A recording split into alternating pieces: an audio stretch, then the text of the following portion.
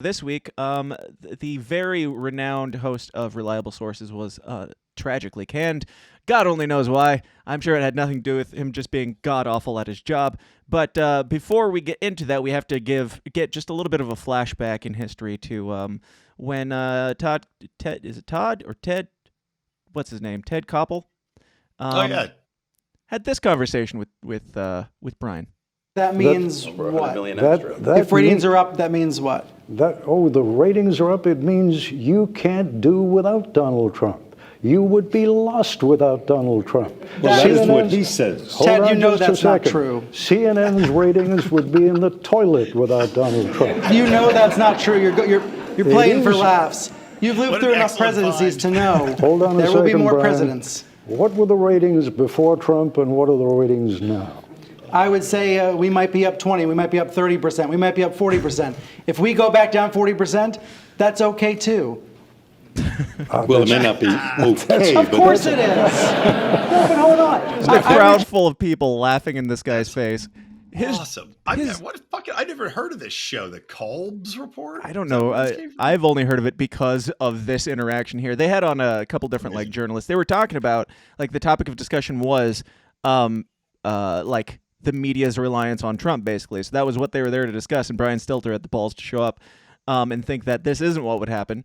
But he's used to people, just letting him say what he wants and then going along with it. But his job was to call out everybody for being unreliable, call out all the other media sources for lying to your face and things like that. And surprise, surprise, 2 years into, a season of no Trump in the White House, and he's gone. Brian, you've got thoughts. I do. Well, I mean, it's amazing. Saying the new leadership that took over, Discovery Plus bought out, CNN and Warner Brothers and all those this conglomerate, and they are, I think, intent on cleaning house. They, the guys in charge of Discovery now, they killed off the new Batman movie because it was, supposedly a bunch of woke garbage testing badly thought the Batwoman one. CNN, but yeah, the Batgirl one, the Batgirl. Which the only sad thing is now Michael Keaton returning as Batman. Is now not happening. That's fine. Heartbreaking. No, that's fine. No, fine. It's back. Michael Keaton is the best Batman. Period. And you wanted to see him in the Batgirl movie. I just want to see. You wanted to see that legacy. He would have been the one thing. He would have been the one thing good in that movie. But no, getting back to Stelter. Or Stelter. It's Stelter, for the love of God. Stelter. I can't say that. I always want to say Stelter for some reason. Look, so they're coming in. They know that CNN's reputation has been damaged so much by going down this left-wing side, by going with Trump dementia syndrome. And the best part of this, though, is on his last episode, Stelter is up there, and he thinks he goes, if it's I've got wrong clips to of that too. Oh, do you? Okay, Yeah. Play that because it was the least self-aware thing I've ever fucking seen. This motherfucker literally thinks he's being fired for standing up for what's right and democracy. Yep. So it opens up with him complaining that he's getting fired, basically, and just within the first 5 minutes, keeping in mind that conversation with him and Ted Koppel about CNN just relying on Trump, and this is his farewell address, opening with this. No, do not expand. Right. The thing about TV is that it's ephemeral, right? It's fleeting. It evaporates up into the air, and a lot of it is not even meant to be. A lot of it's not even meant to be remembered. But this program transcended that. It's a part of journalism school curriculum. This was it. Here, pause it. That clip he's showing, I talked about it on my show. That clip he's showing right now is him going in as part of this fucking multimedia conglomerate of all the biggest news channels to schools to try to teach them not to listen to anything but the biggest news conglomerates. Right. That is literally what he was doing there. Yeah. I just love that he's spinning it as we're a part of school curriculum. It's okay, well, maybe you shouldn't be. Maybe you're awful. People aren't huge fans of a lot of school curriculum these days, so that might not even be something to hang your hat on. I personally, and they want to crush critical thinking. That's the whole idea. Crush critical thought. Yeah, this is just part of the grooming right here. This is just an extra layer to it. But this wasn't the clip I was thinking of. But we'll watch a little bit more of this one. Across the country and in other countries outside the U.S., teachers use segments from this show all the time in classrooms, in lessons. They still guiding will, and teaching Brian. the Don't next Right. generation. Still will. Right, and it'll still be just as irrelevant as it was then. It'll host be the Bernard great Powell. showcasing of how poisonous media can have and how absolutely ignorant of their own failings they can be. Right. And it's funny because, like, if you go back and watch some of his old clips, which I put together a Brian Stelter smash cut that had him being just reamed by Koppel and then a bunch of people on different shows just digging into him. And then it cuts back and forth between that and him saying, well, the show's over. But, yeah. An executive producer, Rick Davis, said this program was meant to be a critical lens on the media. Such a special phrase, a critical lens on God. So he's just like bloviating about how great he's been this whole time on his way out the door. And as he's getting fired, here's the clip that I was looking for. about Again, change keeping in mind the Trump stuff. all across the media world. What's changing? What might change? And what must never change about the accountability function of journalism? You know, I love this show. This small but mighty show punched above its weight. It's just for Small so but mighty. many Yeah, years. small because nobody fucking watched it, Brian. Nobody No, watched your just- shit show. The fact that he's bringing up like the first thing he shows is a picture of Trump and how Trump was was truthing about it. It's like the problem with you was that you were obsessed with Trump, and people kept saying stop being so obsessed with Trump. And in your farewell address, you're like, here, let me play it. Even a former president commented on the cancellation. Like he still hangs his hat on Donald Trump. Like we're even pissing off Donald Trump on the way out. It's like, yeah, that's why everybody is annoyed by you. We're sick of you. You like Trump has not been the president for 2 fucking years, and you're still bragging about Donald Trump. Like, Yeah. Well, remember, even though he was fired, even though nobody watched his show except Stephen King, apparently, who by the way has the biggest Trump dementia syndrome of anybody that's ever lived, still. Remember, he did nothing wrong. They did nothing wrong. They were only standing up for what was right and democracy and tearing down demagogues, right? That's what he's going out on. It's part of his going away speech. yep. But that's the funniest thing. This fucker has no self-awareness on a show called Reliable Sources where he's supposed to be the most aware in what the media is getting wrong and has no clue. Yeah, yeah. And what this next clip I found particularly funny. Because he's like doing this farewell thing, and let me just Now, this play is a really, really unusual day. TV networks rarely have a show like this, a show all about the media. And networks, even more rarely, cancel a show but still let it have one more live episode. Is that true, Brian? No.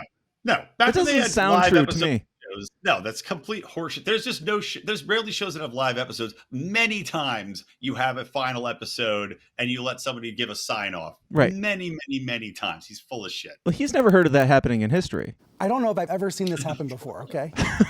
So here we are. Reliable sources. Now, after that, he makes sure to let you know that this is completely candid and very, very from the heart. Together in a super strange situation. So let's talk about Yeah. it, okay? The phenomenal Reliable Sources producing team has been working around the clock on this special hour ever since Thursday. No one from CNN management has reviewed my script ahead of time. They have no idea what I want to say. Which, by the way, can you pause real quick? Yeah. Let me just point out, by the way, that one of the things that he hated and called out Tucker Carlson for and wanted to censor Fox News for was that Tucker Carlson apparently had full editorial control over his show, which Brian Stelter said was a bad thing. And yet, Wow. what's he doing right here? Exactly what he said was a bad thing to begin with. Oh, it's great because it's like he's trying to dispel any rumors that he's like being forced to say this or something, and the way to do that is by telling you. Now, they're not making me say this. We don't have teleprompters here at CNN. You know that I'm saying this from the heart because I closed my laptop and set it aside. Then later on, while he's giving like this like monologue about how nice he is, it's before like I've got another clip or two, but. I didn't have this one pulled, but there's one point where he's just talking about something and he like stops and he takes his earpiece out, like. So hamming this thing up that this is all him, and God bless CNN. I'd like it if he took his earpiece off, closed his laptop, but then slowly began to strip all of his clothes off. And then at the end of the episode, he's just totally naked. I mean, he may as well. That would never have been done in the history of live television. Right? Yeah. You want to be unique. I don't think. also, like, even if this was off the cuff, you think that they don't have a delay. He knows how this works. He's been doing it for a god awful long time, and like, he probably has a teleprompter right now. They're probably pointing at the teleprompter saying "stay on script" right now, and they're probably going to pull the live feed like before it actually goes out, because there's at least a few second delay that they can do that. So yeah, not buying it, but. Here's So some more. much of the media ecosystem in 2022 is garbage, but so much of it is spectacular. The hard part's sorting out the treasure from the trash.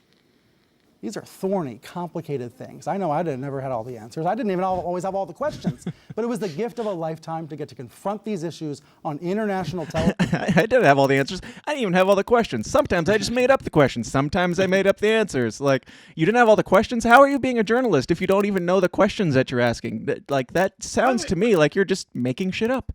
I also like that he's showing clips from shows on CNN back when it was respected from 25 years ago. Well, yeah, that's like the original reliable sources that they're showing. Yeah, like, look, that's Thomas. That's like Thomas Sowell on the right-hand side of the screen, I think. It was a different time. Yeah. With the backing of CNN. Here's what I do know. I know it's not partisan to stand up for decency and democracy and dialogue. It's not partisan to stand up to demagogues. It's required. It's patriotic. We must make sure we don't give platforms to those who are lying to our faces. But Bingo, we also which is must why make you got sure we fired. are representing. Yeah, just Shut up, silly woman. just the fact that he's like not only playing this this moral high ground role here, which he has never done ever in the entire history of his run on reliable sources, but saying, "Oh, people lie to your faces. We must deplatform these people." And he goes on to say, "Oh, you guys are responsible for making sure CNN stays in line, and you're responsible for making sure the your local newspapers stay in line. Like, we're all the media now." It's like, yes, but what about those interviews where you were warning about people like Joe Rogan or like these podcasts or these crazy conspiracy theorists that are the media going out doing these evil podcasts? Are they not the media too? Like, is it just the people that agree with you that are starting podcasts and yelling at newspapers, or is it the rest of these people too? But Well, I love too. He's like, it's your job to go out and make sure that these things. Well, yeah, it is our job. It's always been our job. That's called the marketplace. That's why And we hate you. You're not on the air. Yeah, that's why you're not on the air anymore, guy. That's why CNN's ratings dropped 50%. Yeah, the marketplace is speaking. It's Joe Rogan. It's us. It's not you anymore, Brian. So thanks for telling us about that. The one true thing he's ever said. Just happened right then. That was it. That was the one thing, telling you where to find real reliable sources. Let the marketplace show you where they're at. it's your job to keep us in line. On his way out the door, I feel like we've done our job then. Congratulations. And my heart goes out to all the podcasts that are going to die because 50% of their content just went straight out the window. But I'm sure he will go on to do something else. I'm sure he will start a podcast or join The View or something. I hope he joins The View as their, I don't know, conservative voice because he's so open-minded. That's a good guess. I could see him ending up on The View. They're like, we need to open up to chubby gay men. Yeah, they're all these chubby gay men are home being bored now that the gay orgies are shut down for monkeypox. They need something to watch during the day. Brian Stelter. Do you think if Brian, came out of the closet, that they still would have fired her? I don't know. I think Shim might have a position there. Yeah. Now, when all this went down, like all the CNN stuff and the cannings, I know that there's some rumblings about other people potentially going to, and I'm sure they will be coming down the pike. But the next day after this, hold up, that's not the right button. The next day after this, CNN said, this is from The Wrap, so you know it's legit or something. CNN centrist move triggers call to hashtag boycott CNN, new corporate oligarchy. So people immediately started shouting, leftists immediately started shouting, boycott CNN because CNN is going too conservative. CNN's because they got rid of Brian Stelter, because they're making these changes, they're going too conservative. I don't care if they are going or if they aren't going conservative. I don't think that they are by any stretch. They might be going less lunatic left, but I don't care if they're going more conservative. All I care about is, yes, please continue pushing this hashtag, because I don't need a reason. Like, telling people to boycott CNN was like telling people to breathe air. It's like we weren't watching it to begin with, so nobody's turning it off at this point. Exactly, man. And also, half the time when you see boycott whatever, it makes me just want to watch that show. Like that's more likely to get me to turn on CNN now than I Right. ever was in before. Because okay, if there's something to boycott, then there must be something interesting going on at CNN. Right. I might as well check it out. Right? And it's gonna have the exact opposite intent. Yeah, as they make it into this conservative thing, there's going to be like conservatives that are like, "Oh, okay, well maybe I can give them a shot now." Yeah. And Yeah, like, exactly. I didn't even realize what they were doing. Thanks for letting me know, outraged leftists. thank you for letting me know that DeSantis was in the Navy and CNN is a Right. Republican outlet now or something. Yeah, it's so ridiculous. And there was one of the other guys, I don't remember which one. They all kind of blend together as this amorphous blob of liberalism on CNN now. But somebody was getting attacked because he shared some post from like a right-wing source or something, and just reading through the comments, it was just endless. Like, who was it? Oh, it was Jake Tapper shared something, and it was like, Jake, not you, Jake, no, Jake, no. It's like, good God, these people are like such hero worship. Do you think Jake saw the writing on the wall and he's like, I better start retweeting some right-wing shit or else I'm next on the chopping block? I don't know. Do you think it was that? Do you think it's him taking precautionary measures, or do you think it is as the left is trying to claim with this boycott that they are being told that they have to start, like they have a quota of right-wing things? I don't think there's any of that shit going on. I think that they're literally I think the people that are there know what they put out in the world, and I think they know they're either gonna be already predestined to get outed. And I think, Fareed Zachariah or whatever, I think he's probably the next one you're gonna see kicked out on his ass. And Chris Saliza, I think, is another one you're gonna see kicked on his ass. I've never even heard of these people. Jake Tapper, they're two left-wing turd burglars. They're awful. Yeah. So I think Jake Tapper's safe though. I don't think he has anything to worry about. Sure. Whatever he's doing is just on his own time. I don't think they're making him do any tweets or any of that shit. Right. Do you think that Brian Stelter had any ultimatums? I think it's funny that they're like freaking out that they're sharing like some more, both sides stuff as Brian Stelter is going out the door saying, "Hey, we were bipartisan and we listened to both sides." Like he's bragging about how many right wingers they listened to and how they were always fair and balanced. But now, like it's pretty telling that if something is even slightly, I think it was about Dr. Oz or something that he shared, and all these people freaking out. Like that's telling when you can't even share something about somebody that's like it's even like. It was such a nothing story. It was about memes or something like that. And everybody's freaking out about him being a Nazi now. It's like, yeah. So that obviously, was you fair were and very balanced partisan leadership there. to begin with. Right. Yeah, exactly, man. And do you ask? Do I think that he had some ultimatum? Are you asking? Do you think he had an ultimatum to change and he didn't do it, and that's why he got fired? Yeah. No, I think that they came in. I think when the new leadership came in, I think he would have. Like, I think if he was given that ultimatum, he would have folded immediately. That little piggy would have wrapped himself in a blanket of right wing extremism to keep his job. No, I think they came in. They're like, "You're poison. You're the face of idiotic anti-Trump shit, and your show's an embarrassment. You're the first one to go, so we can show people that we made business." I think he had no chance of staying. He would have though, if he could have.